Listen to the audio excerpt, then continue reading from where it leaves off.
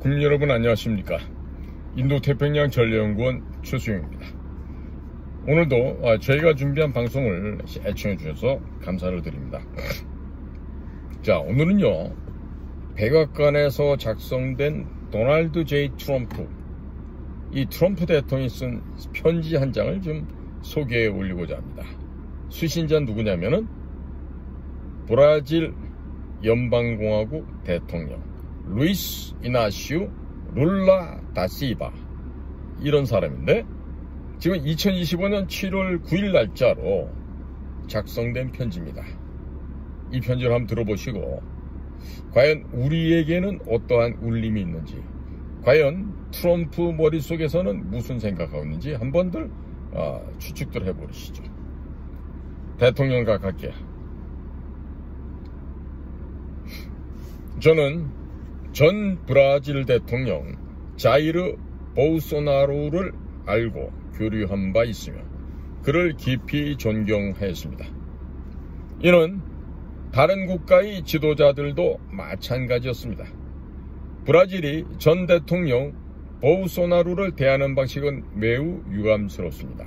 그는 임기 중 전 세계적으로 그리고 미국에서도 높이 평가받았던 지도자입니다. 지금 진행 중인 이 재판은 국제적인 수치입니다. 이 재판은 즉시 중단되어야 합니다. 이것은 마녀사냥이며 당장 끝내야 합니다. 브라질이 최근 미국의 자유선거와 표현의 자유를 교묘하게 침해하고 있습니다.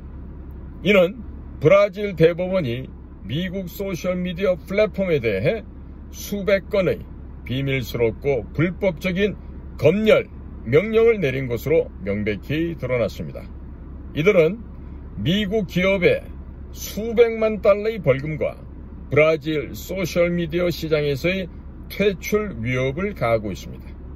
이에 따라 2025년 8월 1일부터 미국은 브라질산 제품에 대해 50%의 관세를 부과할 것입니다. 이는 기존 모든 분야별 관세와는 별도로 적용되며 제3국을 경유하여 미국에 들여오는 물품 역시 더 높은 관세의 대상이 됩니다.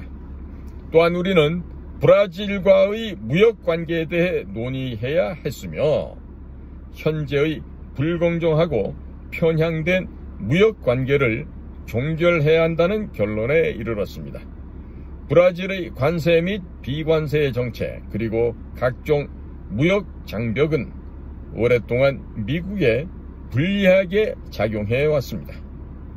우리의 관계는 상호주의와는 거리가 멉니다. 50%라는 수치는 브라질과 공정한 경쟁 환경을 만들기 위해 필요한 것에 비해 훨씬 낮은 수치입니다. 우리는 이 심각한 불공정 문제를 반드시 해결해야 합니다. 만일 브라질 혹은 브라질 기업들이 미국 내에서 직접 제품을 생산하기로 결정한다면 관세는 없을 것입니다.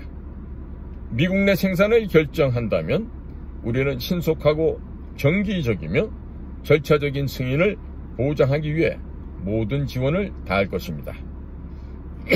단 몇 주 안에 이루어질 수 있습니다. 이게 지금 도널드 트럼프 대통령이 현재 브라질 대통령인 이 룰라 대통령한테 보낸 편지인데요. 전임 대통령이 있던 보우소나로, 이 사람은 대단한 애국자죠. 그런데 이 룰라의 뒤를 이었던 여자 대통령이 있었는데 완전히 그 여자 대통령도 브라질을 갖다 그냥 완전히 갉아먹었습니다.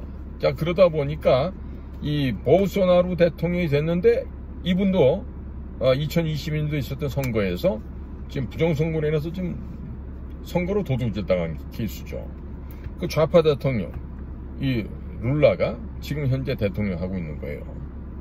자, 그런데 미국 대통령이 현재 이 브라질의 현직 대통령인 이 룰라에게 이런 식의 편지를 쓰는 걸로 봐서 이게 굉장히 부러운 사람들도 있을 거예요. 그런데 여기 지금 주로 언급된 거는 무슨 외교 안보 정도의 팩트는 언급이 안 되고 주로 경제적인 분야만 얘기를 하고 있죠. 그런데 무슨 전시작전권 한 수로 떠드는 나라가 하나 있죠? 어? 전시작전권 얘기를 이렇게 함부로 떠드는데, 그거 떠들면요, 어떻게 되는지 아십니까? 그걸로 끝입니다, 그냥. 응? 그걸로 끝이에요. 자, 거꾸로 말해서, 자, 지금 평화 시기에는 미군과 우리 사이에 뭐 별로 이렇게 어려울 일이 없어요. 때 되면 정기적으로 같이 합동, 연합 훈련하고, 움직이고 그러면 되는데, 전시가 되죠? 그럼 어떻게 되죠? 전선이 시분초 단위로 바뀌죠. 자, 분 단위로 시초 단위로 바뀝니다. 그럼 그런 가운데서 대한민국 공군사령관이 명령 내리면 미군들이 B2, B1B를 갖다 움직일 수 있어요? F-22 편대 보고, 야, 니들 어디로 좀 출격해. 그러면 우리나라 공군, 우리나라 합참장 얘기 듣고 미군 비행기가 움직일 것 같아요? 에? 거꾸로 미국의 해군의 네이비실 특수팀한테, 야, 니네 지금 남포로 들어가갖고 평양의 주석궁 따로 부시고 와. 그러면 걔네들이 갈 것 같아요?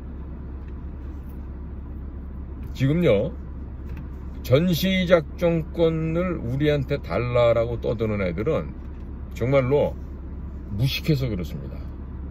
무식하니까 용감한 소리를 막 하는 거예요. 앞뒤가 어떻게 될지 몰라. 전혀 생각을 몰라. 이러면서 가짜 부정선거를 통해서 정권을 잡았다 해서 함부로 까분다?